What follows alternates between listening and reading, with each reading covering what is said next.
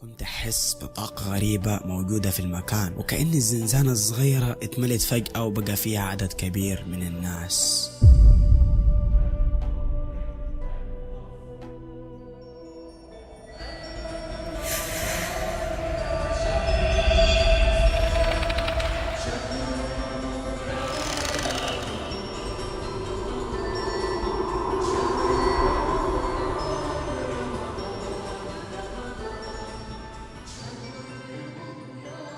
ما كنتش قادر اتنفس والجو بقى حر فجأة. كميات عرق كبيرة ابتدت تنزل من جسمي. حاولت اتحرك لكن ثبت في مكاني، وكأني في حاجة مثبتان على الارض وحاجبة عليها الحركة. وفجأة الشخص الغريب ده رفع راسه وعيني جت في عينه وابتسم، وبانت اسنانه اللي كان شكلها جدا مقرف، وبانت اخيرا الكلمة الموشومة باللون الاخضر الباهت على جبهته، وكانت ساحر.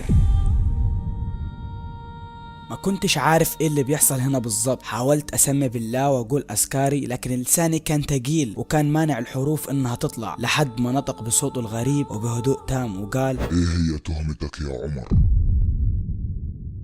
انا هنا ما قدرتش استوعب اللي بيحصل، ووسعت عيوني بصدمة وقلت في جواي: عمر يا ابوي، ده كيف عرف اسمي بالرغم ان عمره ما شفته في حياتي؟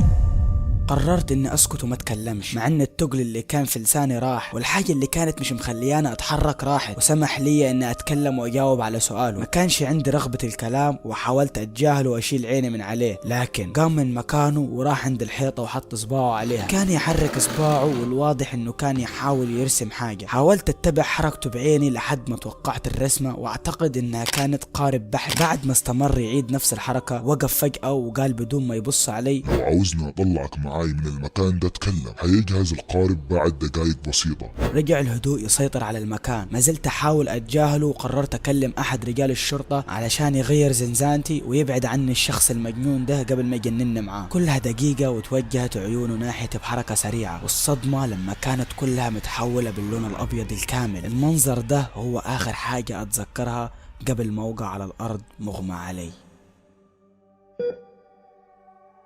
صحيت فجأة على أصوات رجال الشرطة اللي كانوا بيحاولوا يصحوني. رفعوني من بين آلامي، وبعد ما فقت شوية كده بصيت ما لقيتش الشخص ده في نفس الزنزانة. ابتسمت ونسيت ألم سقوطي على الأرض. بسبب الوقعة دي جاني كسر في الأنف، وكان الدم ينزل وبدون توقف. كله ده ما كانش مهم قد ما إنه المجنون ده نقلوا لي مكان تاني، والموضوع وصل على إنهم ياخدوني للمستشفى علشان يوقفوا النزيف ويعالجوا الكسر اللي يحتاج تدخل جراحي عاجل. عدت الليلة دي أخيرا، وبعد ما استعدت وعي بعد التخدير، دخل علي صاحبي مهند الأوضة، وارتحت لما شفته. صاحبي مهند فتح معي الكلام وقال لي انه تم اثبات براءتنا بعد ما عرف الشرطة ان ملناش اي علاقة باللي حصل، وعرفوا من الجماعة اللي كانوا هم سبب الموضوع اساسا. وما بين كلامنا الطويل قدرت انسى اللي حصل لي في السجن، وحاولت ابطل تفكير في الموضوع. وقبل اجراءات خروجي من المستشفى اندفع باب الأوضة ودخلوا شرطيين ومعاهم ملف ازرق في يد واحد منهم، لحد ما تكلم واحد منهم بعد ما اطمن على حالتي وقال: الشخص اللي كان معاك في نفس الزنزانة بنسبة كبيرة انت اغمى عليك بسببه، صح؟ وعلشان كده مش عاوزين نخوفك اكتر او نطول عليك في الاسئلة. الشخص ده كان احد اكبر السحرة المطلوبين في الدولة، واستمرينا لسنوات طويلة نبحث وراه وما قدرناش نقبض عليه. والمرة الوحيدة اللي قدرنا نمسكه فيها واعتقدنا انه الكابوس ده انتهى خلاص، لكنه هرب تحت ظروف غامضة بالرغم من تجديد الحراسة يومها، وما كانش فيه اي مخرج يقدر يطلع منه. فيا ريت لو كنت تملك اي معلومة قالها لك او لاحظت عليه تصرفات غامضة، او حتى لو اتكلم معك باي حاجة ممكن من خلالها نقدر نقبض عليه مرة تانية قبل ما يكمل جرايمه الخارج عن الطبيعة، فياريت تقولنا. ابتديت يا جماعة أقول لهم على كل اللي حصل ليلتها، وكيف إنه رسم القارب على الجدار،